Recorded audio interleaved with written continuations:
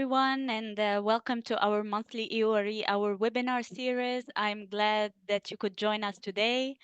This is Lubna Allam. I'm the secretary of the Explosive Ordnance Risk Education Advisory Group. And for those who join us for the first time, the EORE Hour webinar series is an initiative that has been ongoing for almost 4 years now.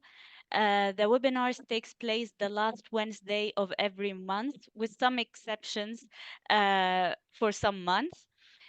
Each year, our webinar, we have a host speaker that presents on themes and topics that contribute to the enhancement of EORE. We have over 10 webinars since the start of this series where EORE and related field professionals from around the world present their projects, expertise, innovations, and exchange knowledge. Through this platform, we strive that the EORE community stays up to date with the latest knowledge, tools, and other information in the sector that are shaping the present and the future of risk education.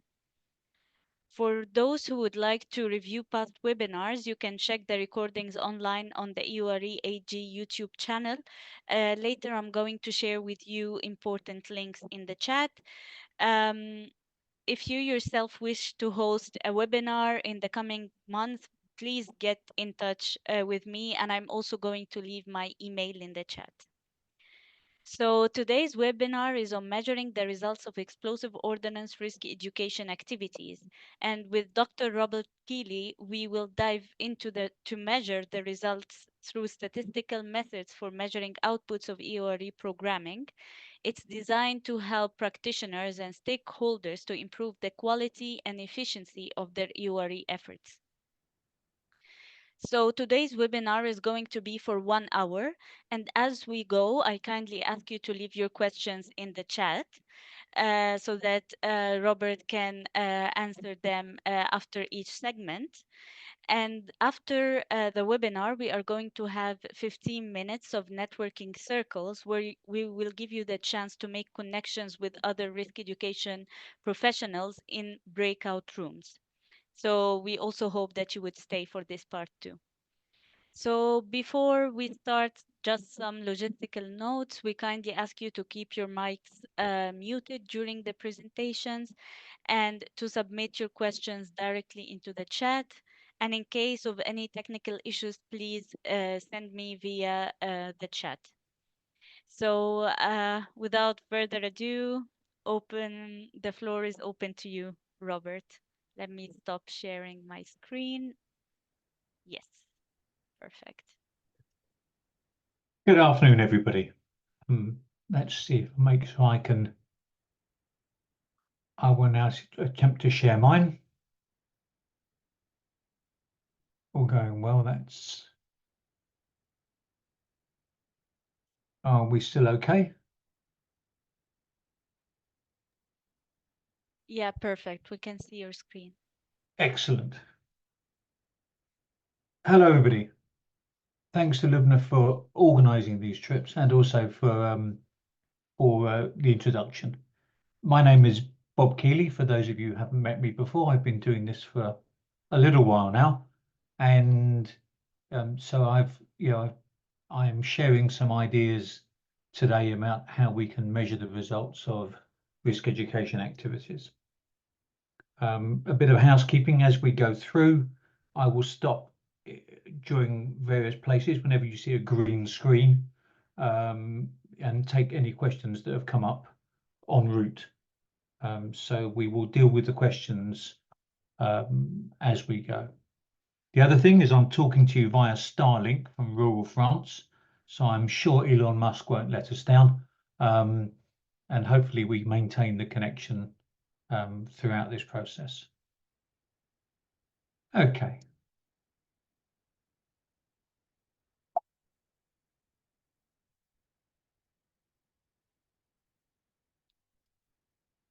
So we'll talk about the problem. We will introduce the concept of the theory of change. We'll talk about the history of the method I'm going to propose. And we'll go through a worked example. and then we'll discuss where we go next in terms of measuring outcomes and impacts. So, the introduction, and here's an example of the green screen. So whenever these come up, it marks the change from one section to the next, and I'll take questions at this time. So this is effectively a part one. We're going to talk about outputs, and part two, measuring impact, I'm hoping will be measured in a, it was planned for a James Madison University journal article, but as many of you know, the future of the journal is a bit jeopardized at the moment. We're hoping the latest news is that they're trying to publish it online only. So fingers crossed, the second part of this process will be covered in that article. If not, we'll come up with a different way of sending that information out. So this presentation and our discussions will focus on measuring outputs, and I'll define the difference between outputs, outcomes, and impact as we go. Why do we need to do this? Well, this is an evidence-based process, and particularly in these days of scarce resources, those that follow this type of process have potentially a comparative advantage with donors compared to your competitors. Because if you can show evidence that you are having an improved output, you are likely to gain more advantage with the donors as you try for your funding. And the aim of this is to come up with a means to measure outputs that is evidence-based, objective, and statistically sound, so that we take risk education away from our sort of opinions and make it reasonably objective and be confident in the results. So, any questions so far?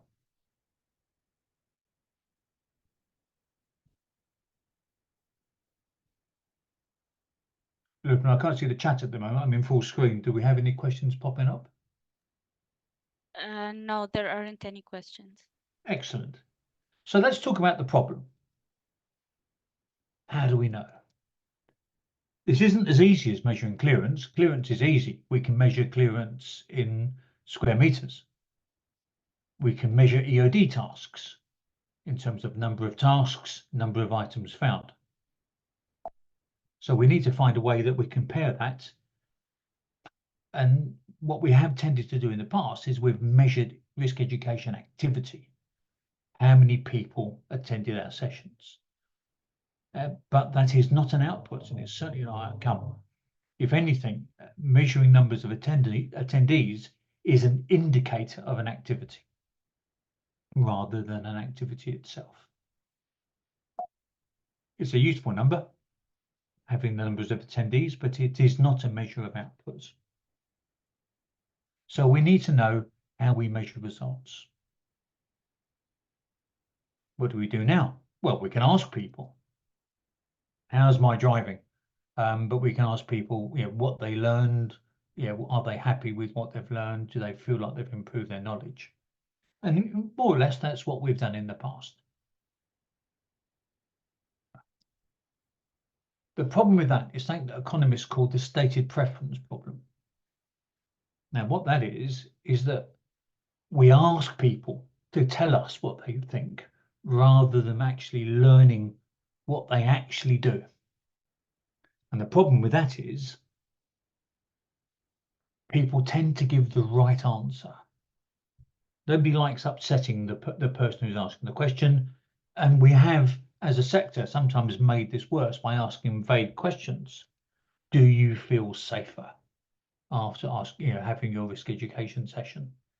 And people are their tendency, and this is way beyond risk education. This is a known issue. People tend to find the right answer. Oh yes, I feel much safer now. Why do they feel safer? Is it because of risk education? Is it because clearance has gone on? Is it because a better economic situation means they're exposed to less risks? We see that doesn't necessarily link back to the risk education. There's also, unfortunately, a risk of bias amongst our surveyors, particularly if the surveyors who are asking this question are the same people that have been giving the risk education. An example. Imagine the government has just launched a very large anti-smoking campaign to try to persuade us not to smoke. They launch a survey to gain feedback. You get stopped in the street by somebody wearing a yellow vest carrying a clipboard. What's the first thing you do? You try to avoid them. You don't want to talk to some surveyor, somebody who's looking to tick a box. What economists would rather we did, rather than talk to the surveyor, is they would go, in this case, to do something called revealed preference. They'd go to the tobacconist, they'd go to the store that sells cigarettes, and they would ask them, have your cigarettes gone down in price?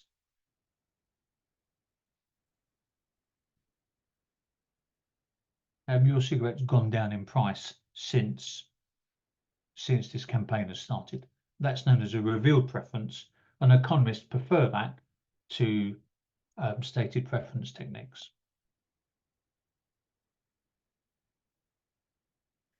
This is a process, if you like, of triangulation. If they can see a link between sales going down and the introduction of the advertising campaign, they are more likely to believe that the advertising campaign has had an effect, rather than just asking people's opinions. So imagine this is the data of the campaign starting. An economist will look at that and say, yeah, we can believe that correlation is due to the survey, due to the campaign, rather than just a seasonal fluctuation in the market.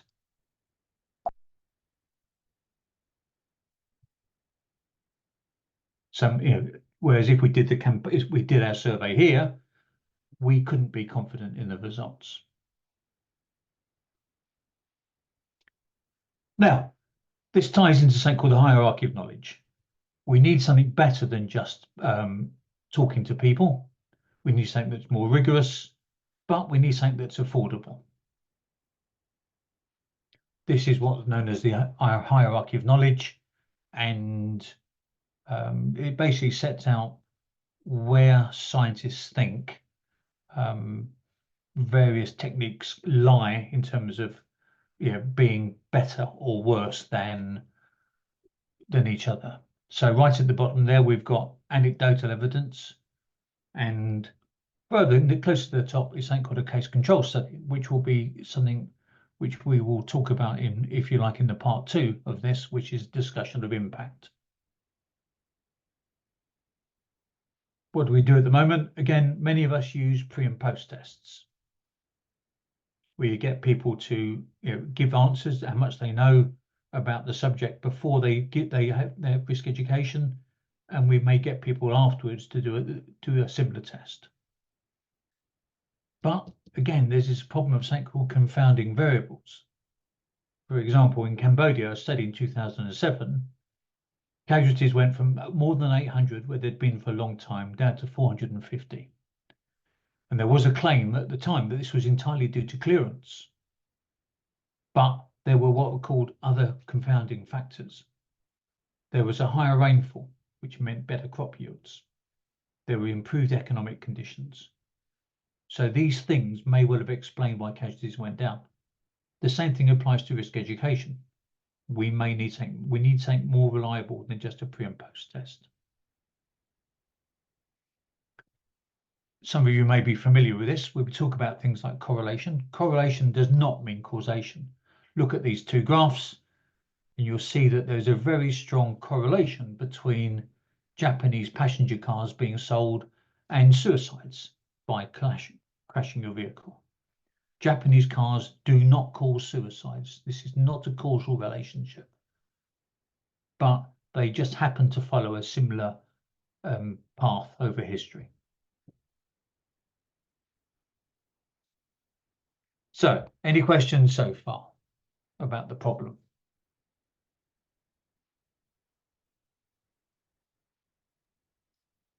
So far, there are no questions on the chat. Excellent.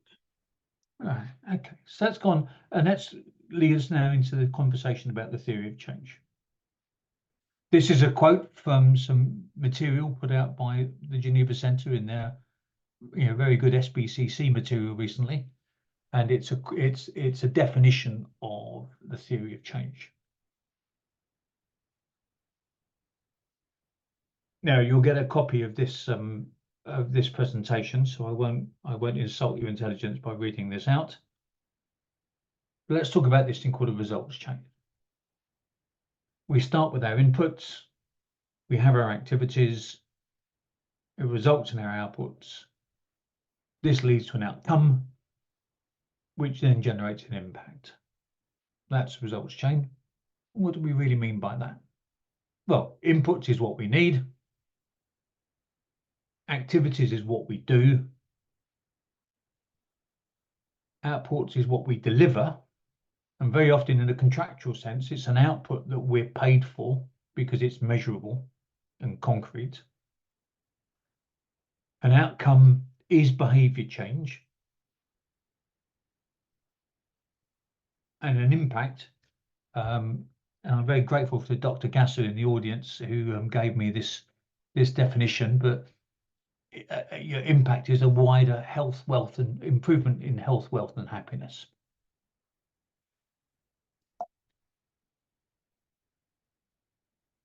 So back to the theory of change. It's a logical connect between our inputs, our activities, our outputs, our outcomes. Now, when we talk about risk, in risk education, for me, our risk is that we become fixed in activity. It's easier to measure, bums on seats. We've got to look beyond that. And also there's another risk that we forget the assumptions. I'll give you a little worked example of this. We have a married couple that decide that they need to move house. They need a new house. Their existing house is too small, it's too far away from their kids' school. They decide to get a new one built. They talk to a builder. The inputs in this case, activities, outputs, outcomes, and impact. This is the house. Now, let's take a second to think. What's the results chain for this house, for this story? Our inputs, our activities, our outputs, our outcomes, and our impact. The inputs for this are the land, the cash, and the specifications of the house. This is how many rooms we want. This is where we want it to be. This is what direction we want the front door to face. The builder is responsible for delivering the house to that specification. He's not responsible for your choices. He's not responsible for your move. And he's not responsible for making you happier. He's responsible for delivering the house. His activities are to build the house. And his output is the house. The outcome is your behavior change. So move house, live closer. And the impact, again, health, wealth, and happiness. You're now happy in your new situation, in your new house, in its new location. So how do we link this back to risk education? Well, let's come up with a simple working definition. It's an educational process intended to reduce casualties from EO by helping people modify behavior. I think we can get around those three concepts. I think we can all agree with them. Our theory of change, therefore, is if people receive risk education and they understand what is communicated, then they will be more knowledgeable about risks and safer behavior. And if they use that improved knowledge to adopt that safer behavior, then there will be a reduction in casualties. And all of these words in italics are assumptions about this process. That's why it's a theory of change. What does that look like in terms of a diagram? Well, we start off with epidemiological data. We design our material, that's our inputs. We give our people communication skills. Our activities are the provision of risk education. So that's activity level. The message understood, people increase their knowledge, that's our output. That's what we're going to focus on today. Our outcome is modified behavior.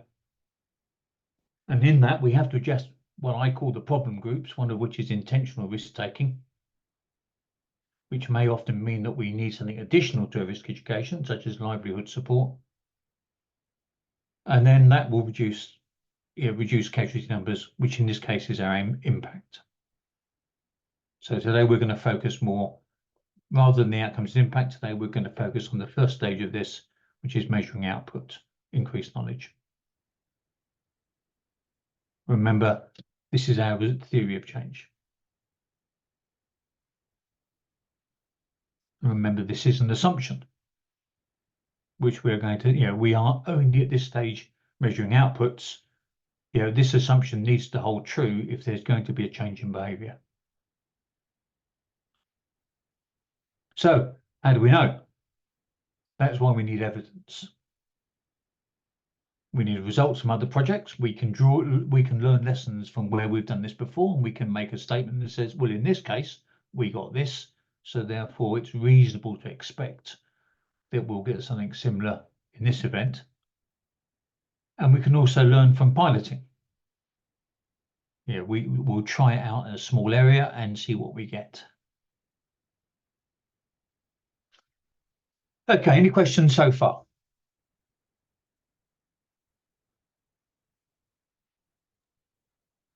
No questions on the chat. Thank you. So now we're going to talk about how to actually do this. I've set the scene, and I'm going to introduce something called the student t-test. This is the man who invented it. His name is William Gossett. He came up with the idea of a statistical test for measuring variations in a controlled setting in 1908. And it's all about beer. He was working for this company, Guinness, and he wanted to measure small samples, or come up with a way that was statistically sound, that measured small samples, that could measure the changes in inputs and the effect it had on beer production. So he worked for Guinness. They wanted to test their ingredients. And as I say, what's very good about sorry about that, somebody's trying to sell me double glazing. He looked at small samples. And this is a statistical test. You can look it up in Wikipedia. It measures the difference between two groups and whether that difference is statistically significant or not. It's most commonly used in agriculture and agronomics because what it's used in this picture here is something called a Latin square. It's used to measure different treatments for a particular crop and see whether they have a different output. In other words, if you apply a fertilizer to the crop, compared to control groups that don't have a fertilizer, do you see better results? Or does this weed killer or this herbicide work better than another one? So that's the Latin square. You divide land into blocks, you randomize the treatment of the different blocks, and you can control for different conditions. So here you can see the randomized spread of, say, in this case, it may be a herbicide that's been tested on these crops, and you can see that the increase or a significant decrease in the crops in these treated areas. So the point is, the method I'm introducing is not new. It may be new for risk education, but it's not new for the rest of science. And this is one of the reasons which attracts me to it. So how can we use it in risk education? Can we use it? Well, I hold that we can. And how? Well, the good news is that there's a guide. We'll have this link, so you'll have a copy of this presentation, but there is something, this t-test is available as a data analysis tool within Excel. So it's easy for you to get hold of, and it's easy. The guide that I've given you here shows you how you can do it. And we're going to go through a worked example now. Any questions so far?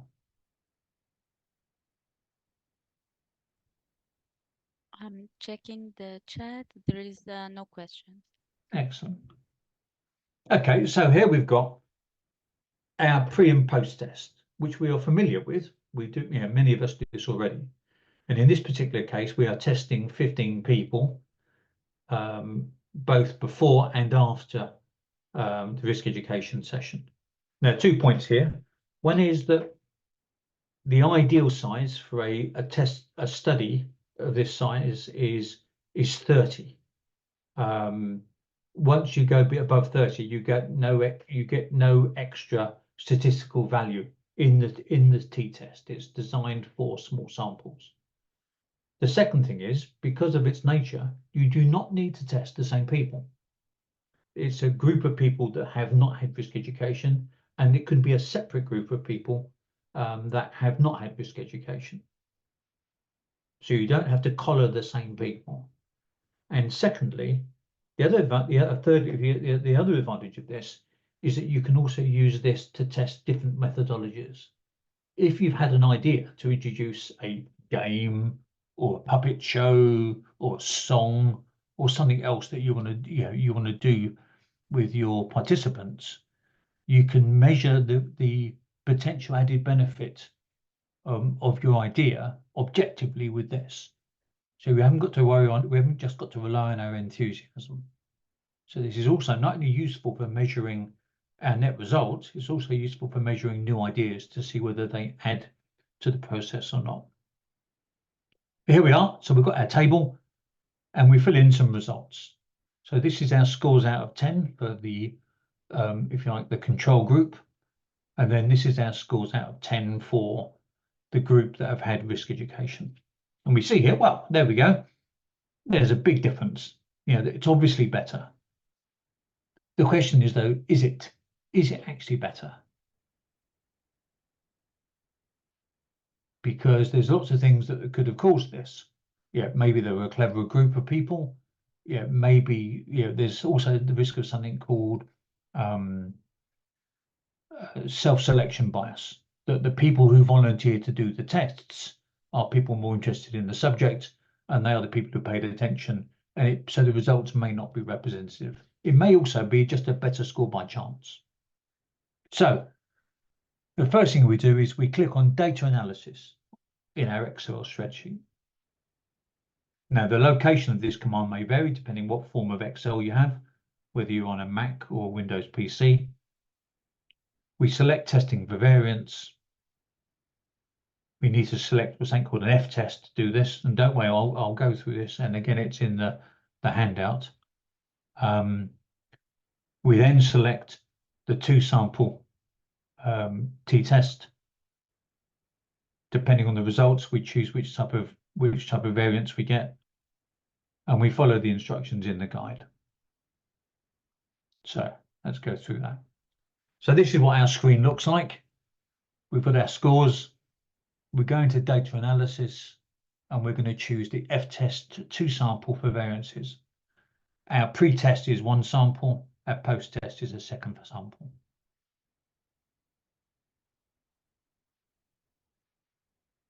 So that's the one we choose.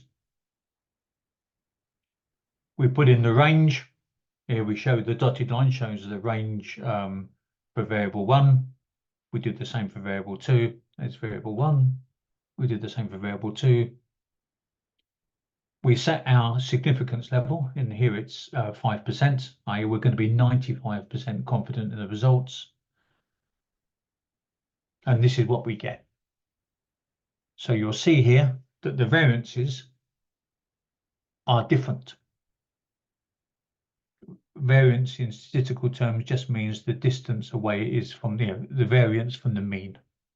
And here, and normally they're different, and this is just a way of checking.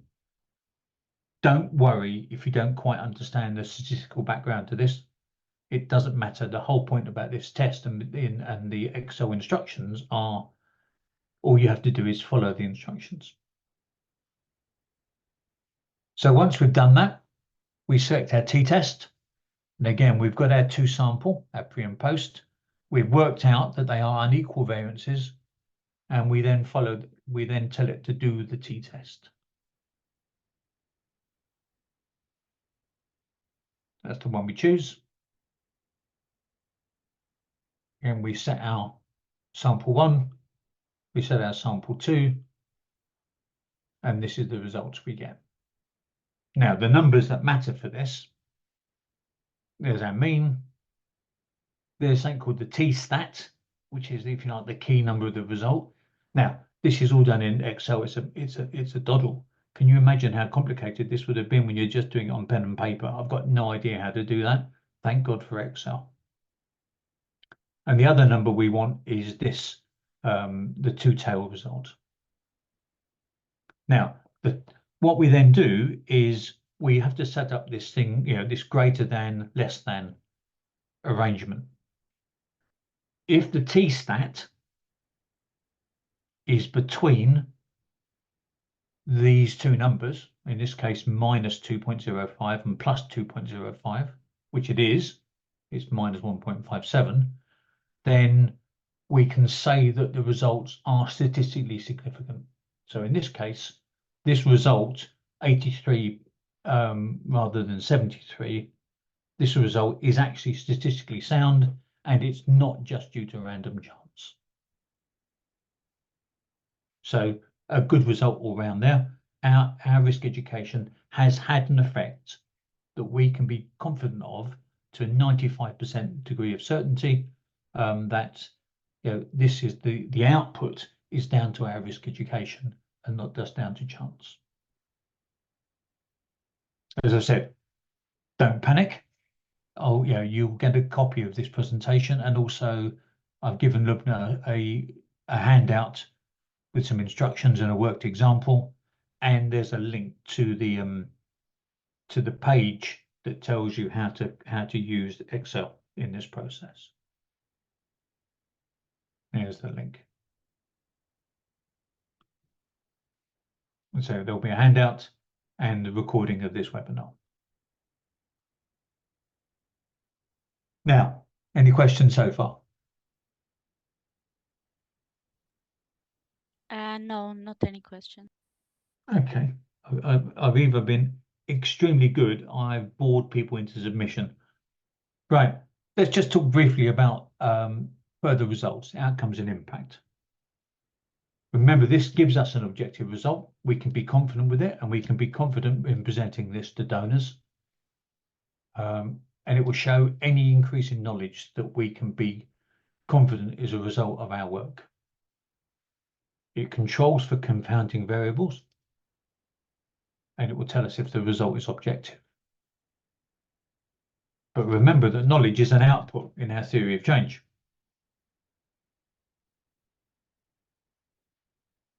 There are limitations to this process. This is not a measure of outcomes.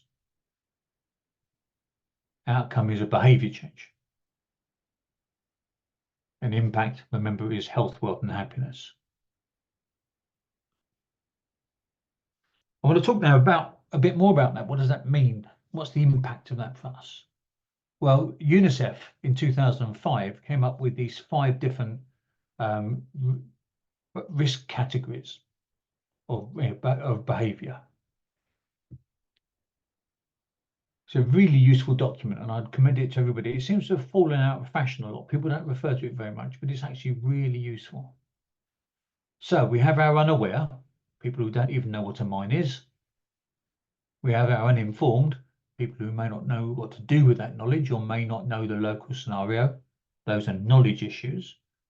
But then we have the reckless, the intentional, and the misinformed.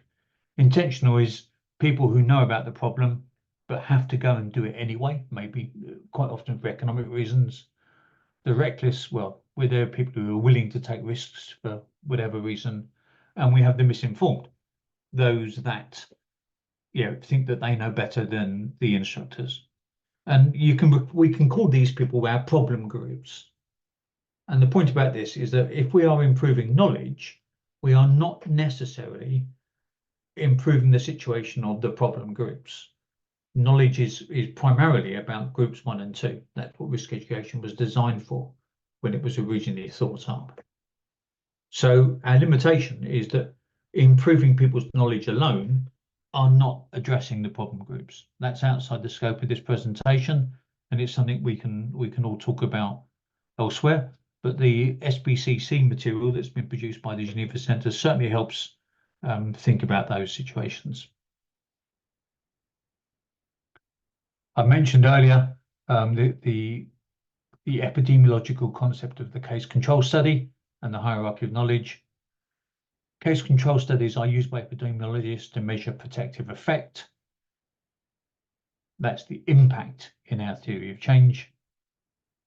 This is covered in a course that I provide on the management of risk education and community engagement.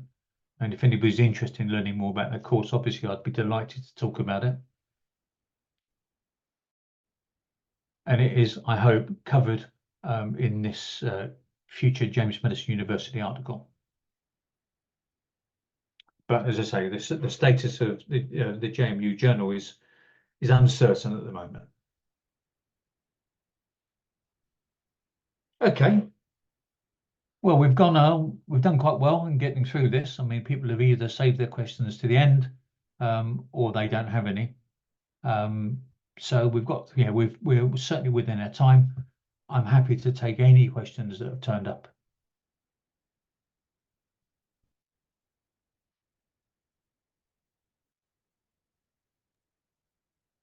Perfect.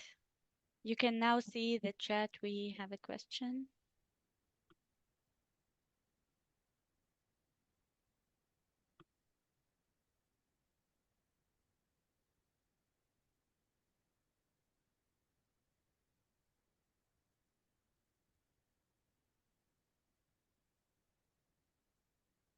So Robert, we have a couple of questions in the chat. Are you able to view them? Yes, yes. Okay, perfect. Excellent. Well, the first question we've got from Pedovan, which is, could this be made into a technical note for mine action? I'd certainly be happy to, and happy to have that conversation with Lubna and afterwards offline to see if that would be appropriate. Very happy to do that. That would also give you if this is of interest to the group, that would also give you something to then point towards donors, for example, and national authorities, and say, look, this is how we're going to do this. So very happy to do that. Second question. Let's do it in order. Russell's question. Is there a way that we can somehow find out about the problem groups in our survey that we use for the t-test? Interesting question. We definitely need to know more about the problem groups, and that's certainly where things like CAP surveys come in.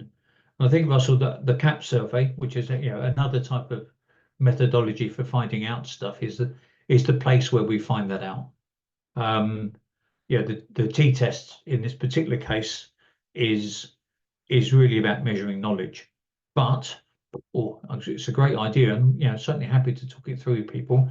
And if we can move a conversation in that direction, that's great, because the more we can make this evidence-based, the better. But my instant reaction is that it's something that we can make sure that our CAP surveys cover.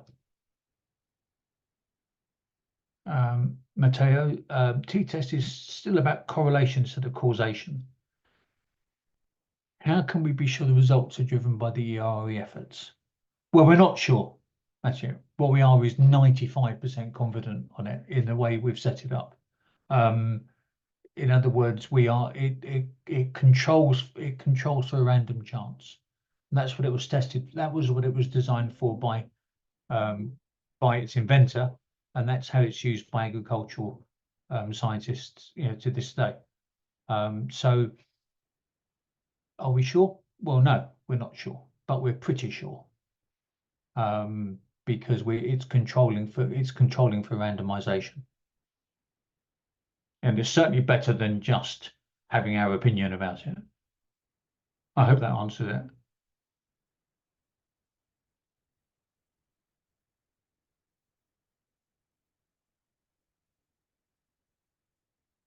Right. Oh, we're getting loads of questions now. Brilliant. This is brilliant.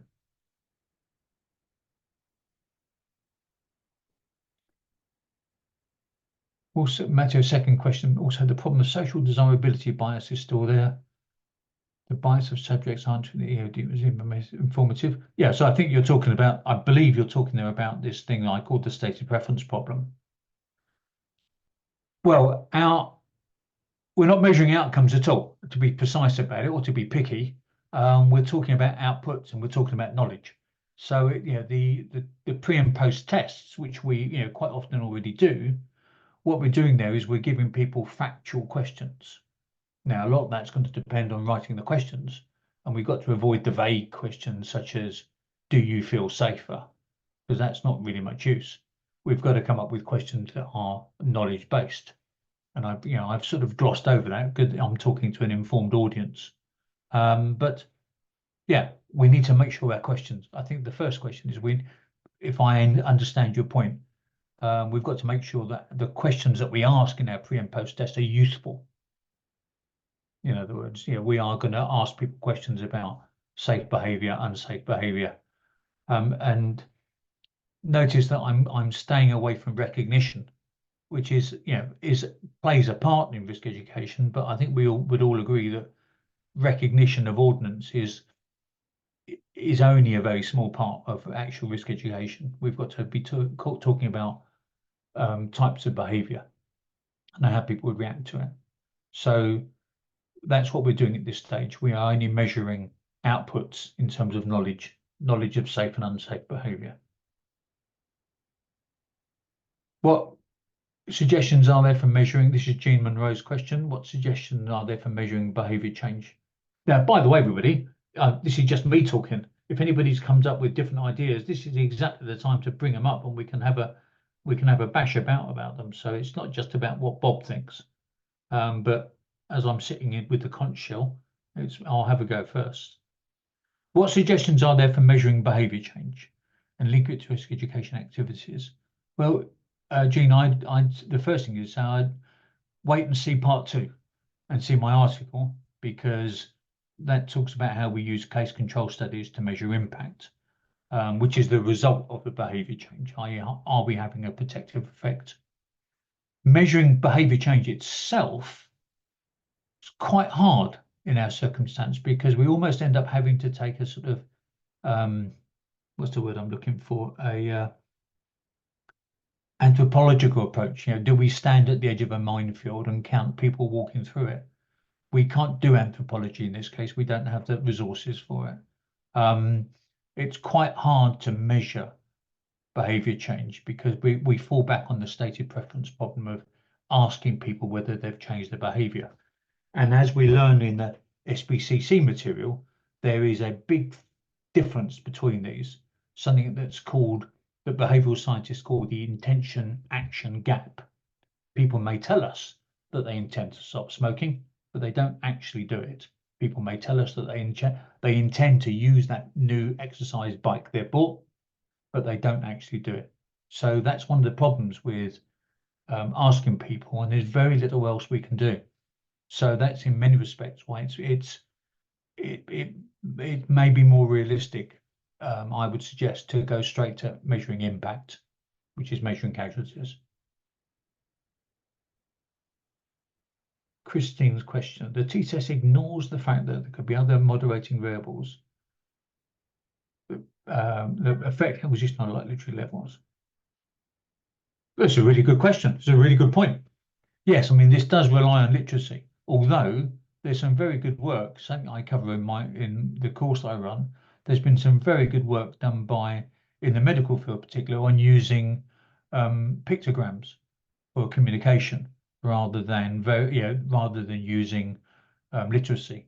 And in CAP surveys that I've done myself, sometimes you can use pictograms and use drawings and sketches. You don't have to rely on a written answer. If we recognise we're going to take a small sample of people, we can ask the questions verbally, and that's one way of dealing with low literacy levels, which is a really good point. It's how we record their knowledge that matters, not whether they can write the answers down or not. So I like the question, and I like the fact that we're having this type of evidence-based discussion.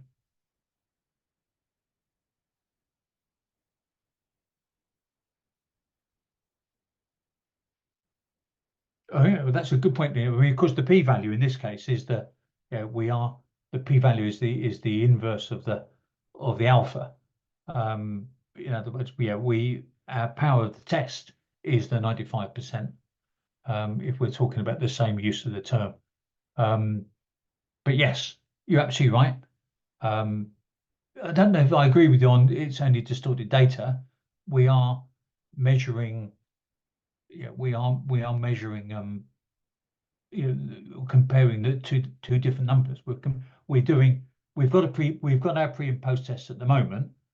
That's what we're doing. That's what many of our programs do. What we're doing is deciding whether that pre or post test result is statistically significant. But I think it's a brilliant point, and I'd be really happy to talk to you more about it and learn from you, because I think you probably got something you can teach me about this. Every day's a school day, and none of us are experts. So, yeah, maybe we can have a chat about that afterwards or some other time. Salam's question. We're not EORE specialists, but we are designing a game. We're able to make sure we deliver the knowledge for the audience, but we're challenged on how to measure behavior change. Well, that's a really interesting thing, and you've packed a lot into that statement, Salam. The first thing is, remember, we're talking about the difference between outputs and wider results, such as outcomes or impact. What the first thing I'd suggest you do, and I think we all welcome initiatives and new ideas, but please don't be too Stockholm syndromed into your game. You've decided that you want to make a game, great, but what we've got to do is now test the results. So this is a great example. What you can do is you can do a control group that receives no risk education. You could also do it as a separate way. You can have a group that receives, if you like, conventional risk education, pointing at posters the way that we tend to do it. And then you can then do another group that has the poster presentation plus your game. And then you can measure the results, and you could see whether you can have a statistically significant change of knowledge as an output. We're then stating the same wider question of does it then produce a wider behavior change? But this is about measuring outputs, i.e. changes in knowledge. Good luck with the game though.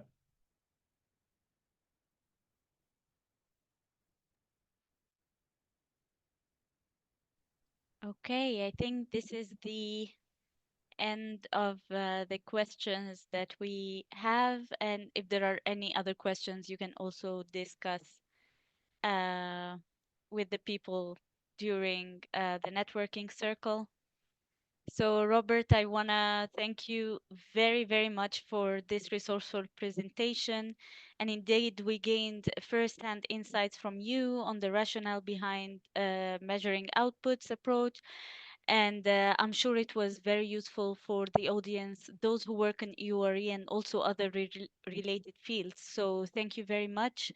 And also a big thank you to our audience joining us and to and engaging also with this topic.